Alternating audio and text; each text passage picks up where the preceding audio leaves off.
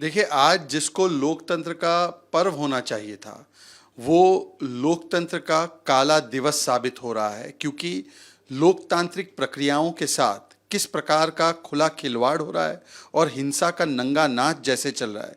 कहीं पर polling booth में किस प्रकार से आगजनी की जा रही है, कहीं पर बैलेट पेपर को पहले से ही, चुनाव से पहले ही स्टैंप किया जा रहा है, कहीं पर कार्यकर्ता बॉम्ब फेंक रहे हैं एक दूसरे पर, कहीं पर हिंसा की वजह से लोगों की मृत्यु हो रही है। तो ये जो नज़ारा दिखाई दे रहा है, ये रविंद्रनाथ टैगोर जी के बंगाल का नज़ारा नहीं है। ये ममता बनर्जी के और टीएमसी अर्थात तालिबानी माइंडेड कल्चर के बंगाल का नज़ारा है, जहाँ पर माँ माटी मानुष कोई सुरक्षित नहीं है और बम बाल्टी और ब्लास्ट यही उसकी पहचान बन चुकी है। ये राजनीति के हिंसा का जो इंस्टीट्यूशनलाइजेशन किया गया है, ये जानबूझकर किया गया है और इसीलिए पश्चिम बंगाल की सरकार निरंतर सेंट्रल फोर्सेस का विरोध कर रही थी।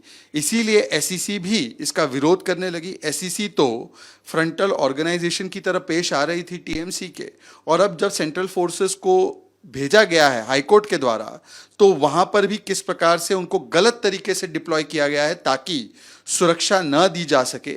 इसके लिए पश्चिम बंगाल की सरकार और वहाँ का चुनाव आयोग पूर्ण तरीके से जिम्मेदार है। और जिस प्रकार की स्थितियाँ बनी हुई है, मुझे तो पश्चिम बंगाल में उसी लेफ्ट रूल की याद आ रही है जिस समय पर ऐसी ही हिंसा होती थी।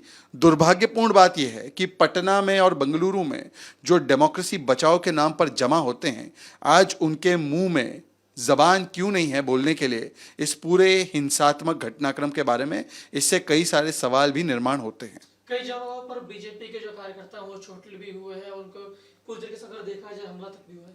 देखिए, दीदी समझ चुकी है कि यदि चुनाव एकदम निष्पक्ष तरीके से होंगे और बिना हिंसा के होंगे तो टीएमसी कहीं पर भी खड़ी नहीं होगी। और इसीलिए हमने देखा जब से वो सत्ता में आई है, हर चुनाव में हिंसा का नंगा नाच देखने मिला है।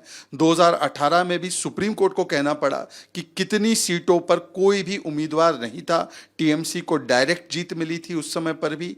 आज भी हमने देखा है कि किस प्रकार की हिंसा हो रही है, पोस्ट पोल वायलेंस में भी देखा है। तो ये संदेश साफ है कि यदि वोट से ना जीत पाओ तो हिंसात्मक एक वातावरण पैदा करके उसमें इस प्रकार से स्थितियों को बना दो जिससे कि टीएमसी को जीत मिल सके। ऐसा उनका षड्यंत्र दिखाई देता है और मुझे लगता है ये लोकतंत्र की भावना के खिलाफ है। इस पूरे हिंसा को लेकर चुनाव आयोग सब लोगों की क्या मांग है? देखिए, हमारी मांग केवल ये थी कि चुनाव जो है वो निष्पक्ष तरीके से और बिना कोई भय के वातावरण के साथ हो, हिंसा के बिना हो। और मुझे लगता है इसमें पश्चिम बंगाल की सरकार और वहाँ का चुनाव आयोग, स्टेट इलेक्शन कमीशन, ये दोनों ही कितने सफल रहे हैं, ये देश की जनता और बंगाल की जनता ये समझ रही है। स्टेट इलेक्शन कमीशन पे भी सवाल। मुझे लगता है कि सेंट्रल फोर्सेस के डिप्लॉयमेंट का यदि स्टेट इलेक्शन कमीशन एक समय पर विरोध कर रहा था और उस पर किस प्रकार से कोर्ट ने उन पर टिप्पणियां की, इससे पता चल जाता है कि कितने निष्पक्षता से वो काम कर रहा था और कितना वो टीएमसी सरकार के एक अंग की तरह काम कर रहा था। ये मुझे लगता है जनता के विवेक पे छोड़ देना चाहिए।